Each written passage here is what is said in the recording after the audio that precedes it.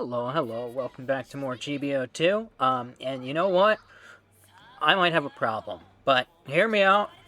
It's a fun color palette. It is a terrible color palette, and I love it. And I mean, I can use it all year round, really, but should I? Maybe not. Anyways, we've got the Byaregg today. This is the standard, basic Zeta Gundam era Byaregg. I really like the Byaregg. I think it's really weird. I think it's one of the weirder mobile suits.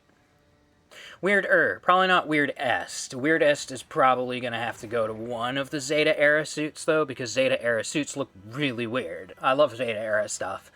Byaregg is, well, lore-wise,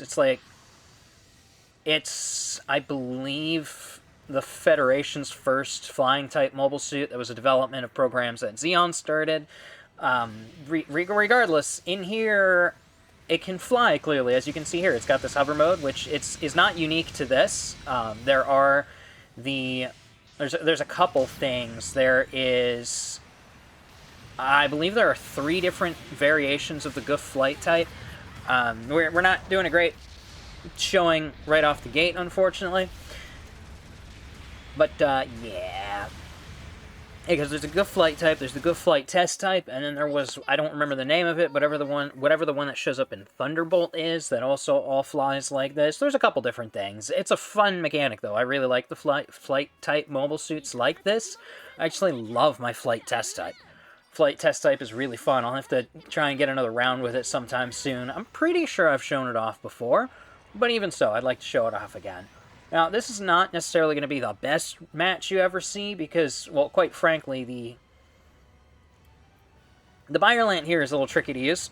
It really is. It's a really big target with not a whole lot of defensive capabilities, which gets you in trouble pretty easily, but I love it. I love the suit anyway. If you're good with managing your beam, like, heat gauges, you can pretty much shoot infinitely with it, which is pretty awesome. It stuns pretty quickly with the rapid shot, stuns instantly with that double shot, and it has fantastic beam sabers. You can see it's got the single and double, and it's got fantastic range. I'm upset that that downswing didn't connect. I think I just got stuck on the wall.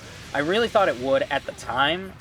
Unfortunately, he finished me off with a downswing. I ended up getting pushed pretty hard there.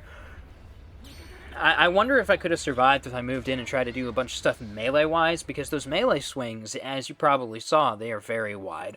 So both the single and double sabers just sweep way bigger than like anything else, because they're pretty big sabers on their own, but then they're at those end of those weird spindly arms, which gives it great range. This also means, though, it is so good at knocking over allies.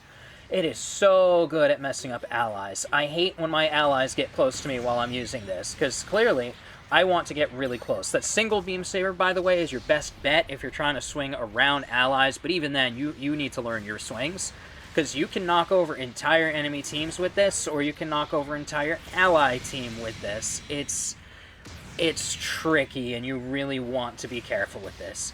But you can see right here, we're going to catch him unawares. Happens constantly, and right there even, see how far away he was, and yet I still managed to knock him over just because he moved up on my right side. Wasn't even in visual range yet, and I still managed to knock him over.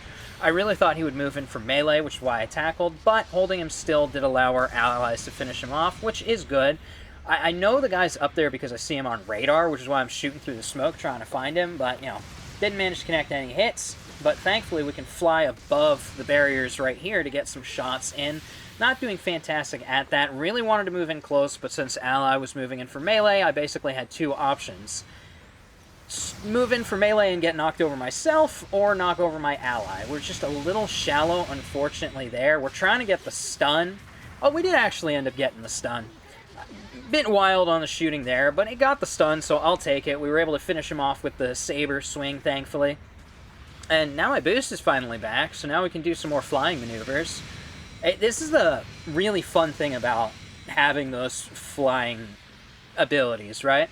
So the Byaregg specifically, I believe it does have a decrease in its damage while it's in the air. So staying in the air constantly, of course, means you're shooting with less potency, right? But you're able to very quickly reposition and maneuver using that flight system, which is fantastic. A little bit weird that his tackle didn't take there, but I'll certainly take it. I like not getting knocked over, not getting countered. We just kind of, we really gave him a bad time there, coming in from both sides like that. He couldn't do much. But you can see there's some fun comboing you can do with this. Great range, too. This is a great demonstration of that right here. These beam guns do have really good range. I did overheat the double beam guns in order to secure that kill, which is not necessarily ideal, but it did work. Finally, someone gets a tackle on us. We've been telegraphing pretty hard this whole match, so really it was a matter of time before this happened. I can't be super mad. I didn't see it when he was doing it, unfortunately. But, you know, again, it's about time. I am once again, this is a great example of what I was talking about before. I'm trying really hard not to knock over allies, which is why I did the right side swing and missed everything. But we got the kill, and that's the more important part.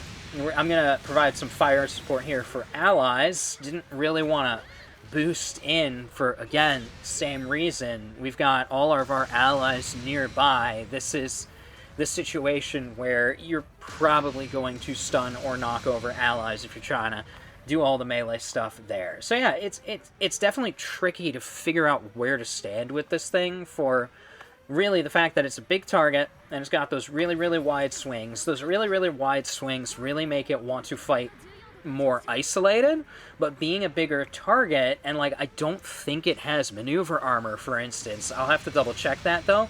That all makes it really hard to fight on your own. So on one hand, it feels like it's encouraging you to put yourself out in the forefront, but it doesn't have the armor to do that. So it can be tricky to figure out where to put it. It can be really good for picking off isolated targets, both because of the range of the beam guns, but also its melee combo potential.